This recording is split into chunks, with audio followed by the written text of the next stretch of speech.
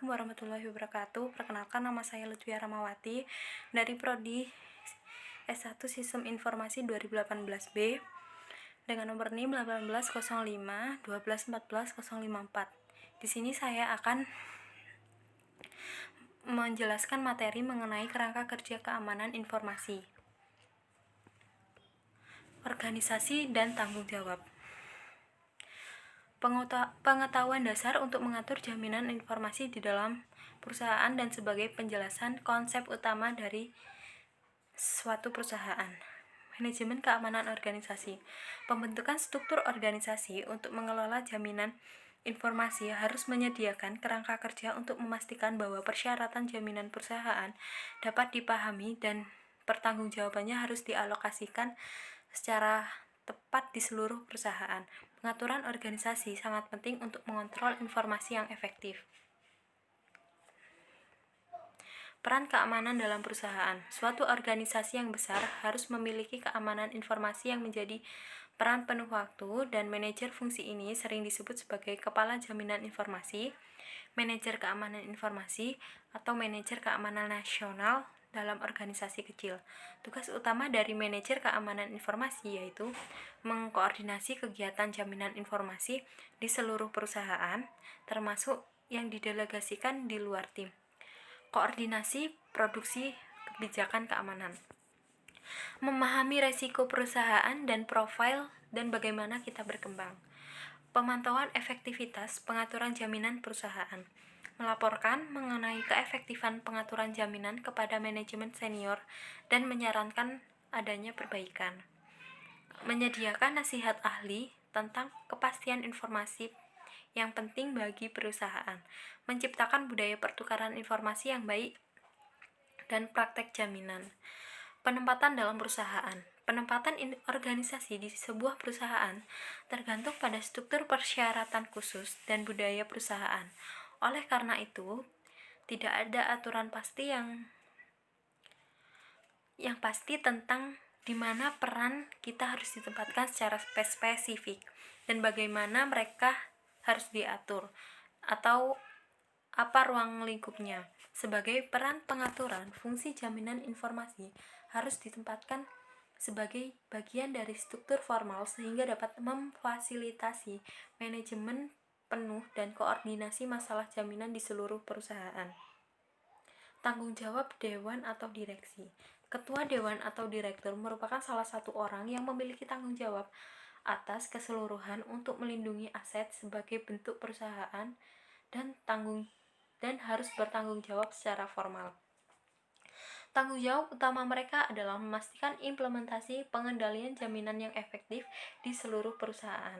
Dan tugas lain dari seorang direktur diantaranya yang pertama, tanggung jawab organisasi. Untuk mencapai jaminan informasi yang baik membutuhkan kerjasama tim dan berbagai macam keterampilan, mulai dari manajerial hingga teknis dan administratif. Setiap individu memiliki kegiatannya masing-masing dalam organisasi, dan untuk memastikan keberhasilan tujuan sebuah organisasi dibutuhkan adanya koordinasi dan pemantauan dari fungsi jaminan informasi pusat. Mereka harus memiliki tanggung jawab dan memahami peran mereka dalam organisasi. Urean tugas dan atau kerangka acuan mereka harus mencakup ruang lingkup tanggung jawab mereka dan tingkat otoritas mereka, proses yang harus mereka ikuti untuk melaksanakan tanggung jawab, prosedur yang harus mereka lakukan untuk melaporkan dan menangani setiap pelanggaran keamanan yang mereka temukan. Memahami kendala kerahasiaan atau non-pengungkapan, persyaratan untuk pelaporan rutin, kebijakan standar dan prosedur organisasi. Memberikan pedoman bagi organisasi untuk menafsirkan informasi dan harapan organisasi. Mengembangkan, menulis, dan mendapatkan komitmen terhadap kebijakan keamanan. Seorang senior dalam sebuah organisasi harus diberikan tanggung jawab secara menyeluruh untuk melindungi aset informasi suatu organisasi. Mereka secara resmi bertanggung jawab untuk memastikan bahwa kontrol keamanan yang tepat diimplementasikan ke seluruh organisasi.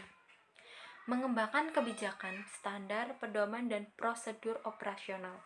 Standar mendukung kebijakan dan cara pencapaian dapat bersifat umum atau teknis. Standar menjadi suatu kewajiban dalam suatu organisasi. Agar dapat diimplementasikan, suatu kebijakan haruslah konsisten dengan kebijakan korporasi lainnya dan sesuai dengan hukum.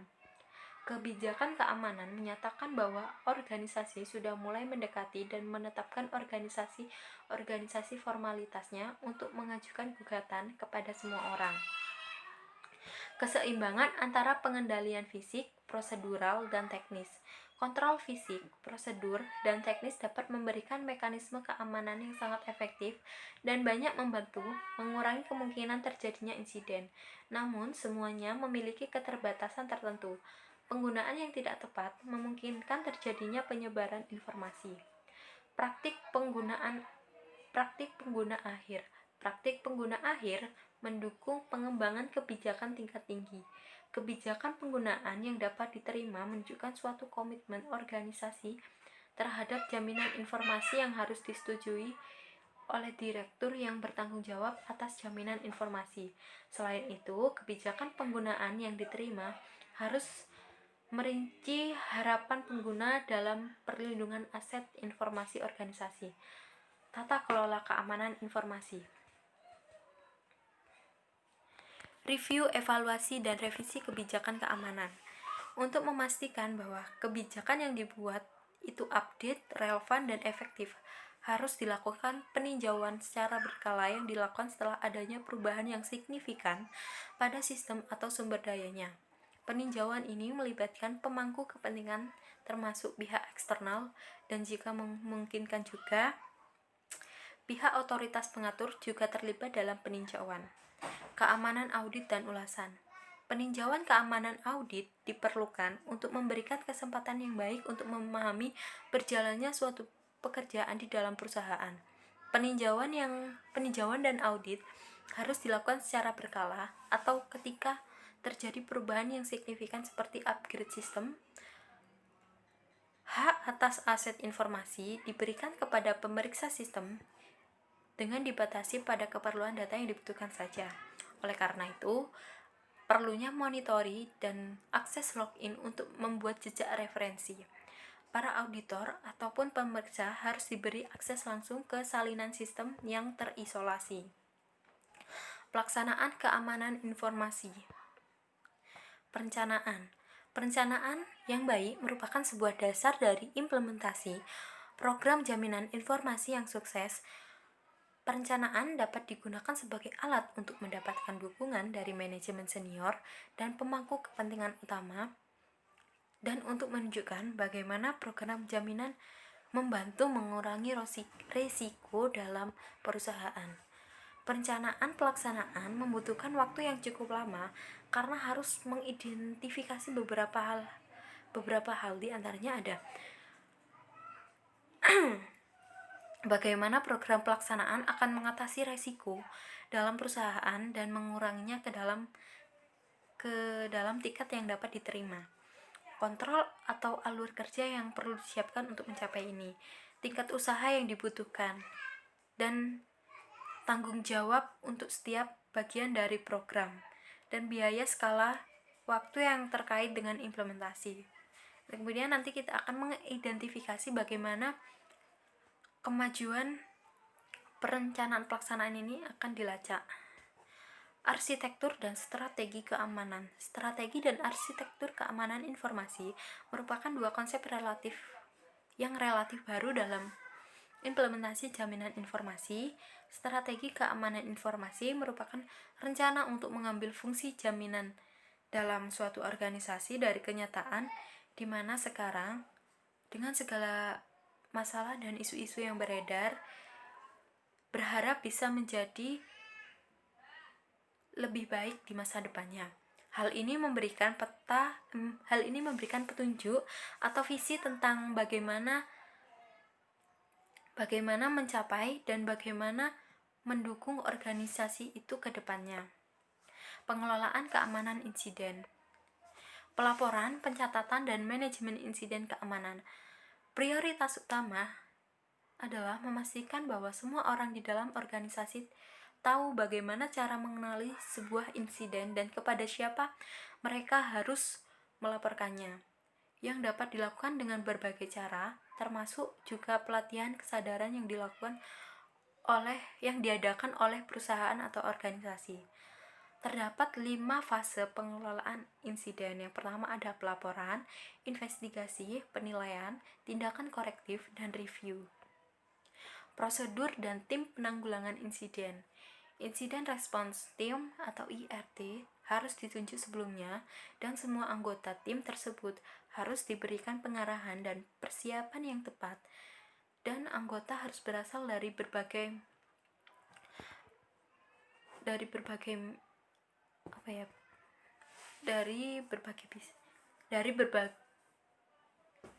divisi untuk memastikan bahwa ada pengetahuan yang cukup untuk menangani situasi secara efektif. Sebelum melakukan penanggulangan, harus memilih sekretaris untuk mengamati dan mencatat semua detail kejadian di buku catatan untuk dijadikan referensi ke depannya. Beberapa gagasan tentang peristiwa yang mungkin terjadi dapat diperoleh dengan melihat daftar resiko dan keluaran dari proses perencanaan perlakuan risiko untuk mengidentifikasi peristiwa dengan probabilitas tinggi dan berdampak tinggi juga. Proses untuk melibatkan penegak hukum. Pentingnya melibatkan penegak hukum atau organisasi serupa lainnya dalam menanggapi suatu insiden agar segera ditindaklanjuti dengan benar dan sesuai dengan prosedur, dan untuk mendapatkan legislasi hukum yang sah tentunya. Organisasi yang paling disarankan untuk mengambil nasihat hukum yang sesuai dari sumber internal atau eksternal. Tanggapan terbuka dan kooperatif hampir selalu menjadi kebijakan yang terbaik. Rangka kerja hukum. Latar belakangnya, peraturan perundang-undangan terus berkembang, menyesuaikan dengan perubahan kebutuhan kehidupan modern dan mencerminkan perkembangan budaya dan nilai-nilai masyarakat. Sistem hukum di seluruh dunia memiliki konsep hukum yang hampir sama, tetapi karena memiliki proses pengoperasian dan transaksi perusahaan lebih dari satu negara, maka digunakan seri ISO atau IEC 27000 untuk memberikan panduan kepada organisasi mengenai persyaratan hukum kepatuhan yang mencakup hak kekayaan intelektual, perlindungan catatan organisasi, perlindungan data dan privasi informasi pribadi, pencegahan penyalahgunaan fasilitas pengolahan informasi, regulasi kontrol kriptografi. Perlindungan data pribadi. Pentingnya perlindungan data pribadi dalam menjaga aset informasi pribadi. Banyak negara yang memiliki undang-undang melindungi individu dan untuk membatasi dan mengontrol tidak hanya jumlah informasi yang dimiliki, tetapi bagaimana informasi itu harus digunakan dan dipantau. Meskipun mereka memiliki prinsip yang sama, terdapat perbedaan yang signifikan. Undang-undang privasi seringkali membatasi pengiriman informasi antar negara. Misalnya, Undang-Undang Perlindungan Data UE menyatakan bahwa informasi data pribadi tidak boleh ditransfer ke negara yang tidak memiliki aturan ketat serupa. Negara-negara tertentu seperti Argentina, Kanada, Hongaria. Masalah ketenagakerjaan dan hak karyawan. Karyawan memiliki hak tertentu saat menggunakan sistem informasi perusahaan, seperti hak privasi dan hak untuk mengetahui informasi apa yang dipegang tentang mereka oleh perusahaan. Di Inggris Raya, contohnya, berdasarkan Undang-Undang Perlindungan Data, individu dapat menerima salinan informasi apapun yang mungkin disimpan oleh organisasi tentang data mereka.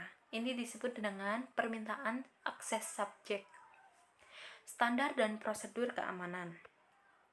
Standar nasional dan internasional. Ada banyak standar yang berlaku untuk jaminan informasi. Standar yang diterapkan pada suatu perusahaan akan bervariasi tergantung pada sejumlah faktor.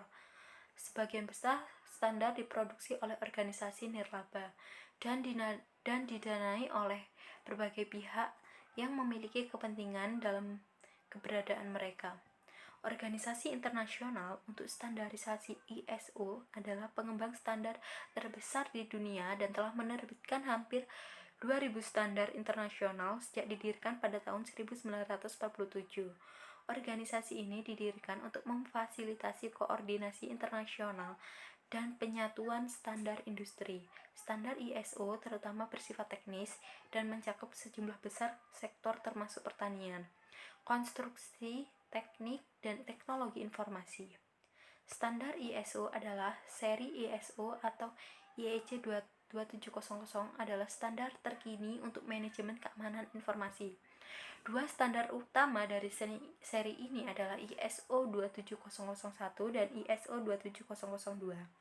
ISO 27001 pada awalnya dikenal sebagai BS 7799 bagian kedua, menetapkan standar persyaratan sistem manajemen keamanan informasi.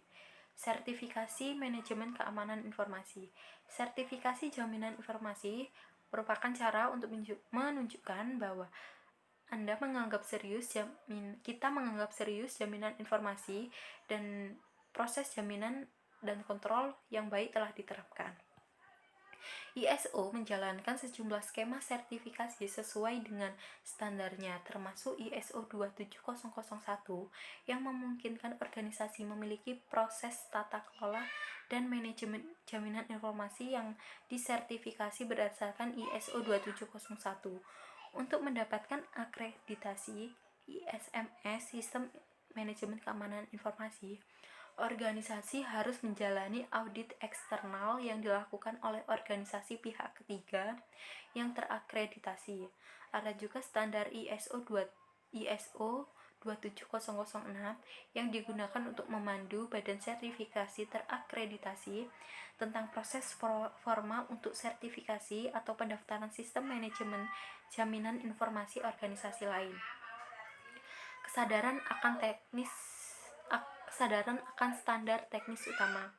Internet Engineering Task Force (IETF) merupakan suatu komunitas internasional terbuka yang besar yang mengembangkan dan mempromosikan standar untuk internet.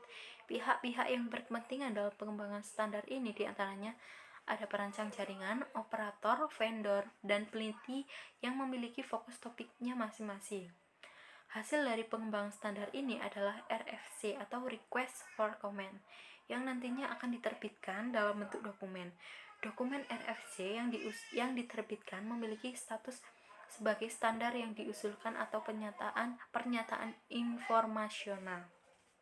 Sekian penjelasan materi dari saya. Bila ada kesalahan atau kata-kata, saya mohon maaf. Assalamualaikum warahmatullahi wabarakatuh.